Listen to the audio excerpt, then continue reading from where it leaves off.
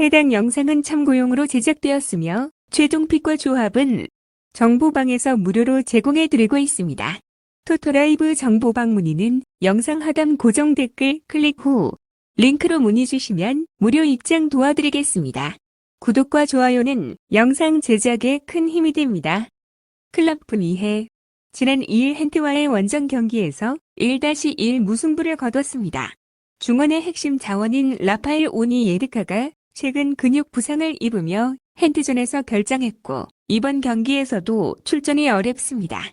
또한 네덜란드 수비수 비오른 메이어도 1월 말부터 부상으로 이탈한 상태로 1차전 출전이 불가능합니다. 미드필드에서는 주장 한스 바나켄이 중심을 잡을 예정이며 그는 현재 챔피언스 리그에서 모든 경기를 소화하고 있습니다.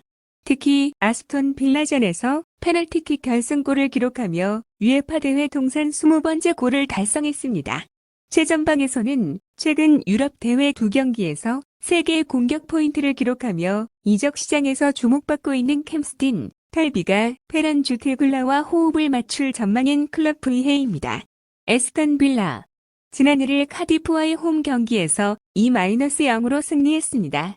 마르코 아센시오가 이번 대회 첫 출전을 앞두고 있으며 그는 최근 FA컵 8강 진출을 확장하는 데 기여했습니다.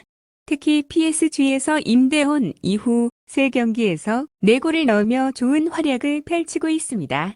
골키퍼 에밀리아노 마르티네스는 부상에서 복귀했으며 이번 시즌 유럽 무대에서 39개 유효 슈팅 중 6개만 허용하는 85%의 높은 선방률을 기록 중입니다. 수비에서는 타이론 밍스와 맷 케이시가 아직까지 출전 여부가 불투명하며 파우 토레스, 아마도 오나나, 로스 바클리는 결장할 예정입니다. 또한 안드레스 가르시아와 도니엘 말레는 이번 대회에 출전할 수 없는 에스턴 빌라입니다. 초안 분석 클럽 브리헤는 홈에서 강한 면모를 보이며 아스톤 빌라는 원정 경기에서 다소 약한 모습을 보이고 있습니다. 4개월 전과 같은 장소에서 치러지는 두 번째 맞대결에서 팽팽한 승부가 예상되지만 이미 사드리그에 쟁쟁한 팀들을 홈에서 곧잘 잡아낸 브리헤가 승리할 가능성이 높아 보입니다. 도르트문트 지난 1일 장크트 파울리와의 원정 경기에서 2-0으로 승리했습니다. 이번 경기에서 비교적 완전한 전력을 갖출 수 있으며 펠릭스 르메차와 필리포 마네가 결정하지만 전체적인 스쿼드 상태는 양호합니다. 율리안 라이어 송도 출전 여부가 불투명하지만 지난 경기에서 야누, 쿠프가 안정적인 활약을 보였기에 급하게 복귀시킬 필요는 없습니다. 최근 경기력 상승세를 타고 있으며 홈에서 강한 모습을 보이기에 이번 경기에서도 적극적인 운영을 펼칠 것으로 예상되는 도르트문트입니다. 리로스 씨 지난 2일 파리 생제르맹과의 원정 경기에서 1-4로 패배했습니다. 핵심 공격수 조나선 데이비드가 최근 경기에서 교체 출전했으나 이번 경기에서는 선발로 나설 가능성이 큽니다. 또한 나빌 벤탈렙이 징계로 결정하는 가운데 안드레 고메스 혹은 유망주와 유브 부아디가 중원을 맡을 것으로 보입니다. 하지만 릴은 최근 수비적으로 불안한 모습을 보이고 있으며 특히 지난 11경기 중 단 한 경기만 클린시트를 기록했고 원정 경기에서는 수비진이 더욱 흔들리는 경향이 있습니다. 이에 따라 도르트문트의 강한 압박을 버티는 것이 이번 경기의 핵심 과제가 될 것으로 보이는 리로스 씨입니다. 초안 분석 도르트문트는 홈 이점을 적극 활용하며 공격적으로 나설 가능성이 높고 릴은 데이비드를 중심으로 한 역습을 노릴 것입니다. 하지만 도르트문트의 최근 득점력이 워낙 뛰어나며 릴의 수비가 불안한 만큼 홈팀이 경기 주도권을 확실히 가져갈 가능성이 큽니다. PSV 에인트호벤 지난 2일 LADBC 24라운드 고발드 이글스와의 원정 경기에서 2-3으로 패배하였습니다. 공격진에서 큰 고민을 안고 있으며 말릭 텔만, 리카르도 페피, 그리고 10대 유망주의 스미르, 바야 큐타레비치가 모두 결장할 예정이고 측면 수비수 마우로 주니오르 역시 출전 여부가 불투명합니다. 이에 따라 지난 1월 자유계약으로 영입한 루카스 페레스를 활용하고 싶었겠지만 챔피언스 리그 출전이 불가능한 상태라 팀 내 해결책을 찾아야 합니다.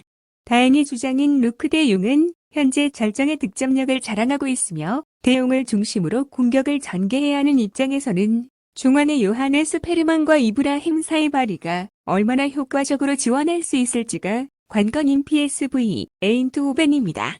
아스날 지난 27일 프리미어리그 27라운드 노팅엄 포레스트와의 원정 경기에서 0-0 무승부를 거뒀습니다. 이번 경기에서도 부상자가 여전히 많은 상황이며 카이 하베르츠, 부카요, 사카, 가브리엘 마르티넬리, 가브리엘 제주스, 그리고 타케히로 토미야스가 모두 결장할 가능성이 높고 이들의 복귀 시점도 아직 불투명합니다. 하지만 마일스 루이스 스켈리가 출전 정지에서 복귀하며 스쿼드에 힘을 보탤 예정이며 또한 에단 음하네리도 꾸준히 출전 기회를 받고 있습니다. 전방에서의 창의성이 다소 부족한 상태지만 미드필드진의 컨트롤을 바탕으로 경기를 지배하는 능력은 여전히 유효합니다.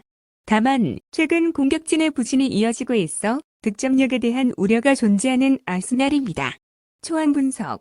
두 팀 모두 공격진에서 어려움을 겪고 있는 상황이기에 이번 경기는 팽팽한 균형 속에서 진행될 가능성이 큽니다. 아스널은 PSV의 수비 불안을 공략해 득점을 노릴 것이고 PSV 역시 홈 경기라는 이점을 살려 적극적인 공격을 펼칠 것이다. 특히 루크 대 용이 제공하는 공중볼 장악력이 PSV에게 강점으로 작용할 수 있다. 하지만 아스널 역시 조직적인 수비력과 경기 운영 능력을 바탕으로 쉽게 무너지지는 않을 것입니다. 아스널이 원정에서 무승부를 기록하며 다음 홈 경기에서 유리한 고지를 점할 가능성이 큽니다. 무승부를 예상합니다. 레알 마드리드. 지난 2일 라리가 26라운드 베티스와의 원정 경기에서 1-2로 패배하였습니다. 이번 경기에서 중원의 핵심 주드 벨링엄이 징계로 결장하며 여러 부상자 문제도 안고 있습니다. 에드르 밀리탕, 다니 카르바할, 다니 세바요스, 헤수스 바예보가 부상으로 빠진 가운데 카를로 안첼로티 감독은 페데리코 발베르데가 복귀할 것이라고 밝혔습니다. 이에 따라 발베르데가 오른쪽 풀백으로 나설 가능성이 있으며 라우라 센시오가 다비드 알라바를 대신해 선발 출전할 수도 있는 레알 마드리드입니다. 아틀레티코 마드리드. 지난 2일 라리가 26라운드 아틀레틱 빌바오와의 홈 경기에서 1-0으로 승리하였습니다. 세사르 아스필리쿠에타와 코케가 부상으로 결장하지만 나머지 주요 자원들은 출전이 가능합니다. 이번 시즌 챔피언스 리그에서 6골을 기록한 훌리안 알바레스가 공격진에 나설 가능성이 높으며 마르코스 요렌테 역시 교체로 출전해 결승골을 도운 만큼 주전 경쟁을 펼칠 것으로 보이는 아틀레티코 마드리드입니다. 초안 분석. 레알 마드리드는 벨링엄의 부재로 인해 공격 전개에서 다소 어려움을 겪을 수 있으며 아틀레티코는 특유의 강한 수비 조직력을 앞세워 실점을 최소화하려 할 것입니다. 최근 마드리드 더비에서 연속으로 1-1 무승부를 기록한 양 팀이 이번에도 팽팽한 접전을 펼칠 가능성이 크며 레알 마드리드의 무승부를 예상합니다.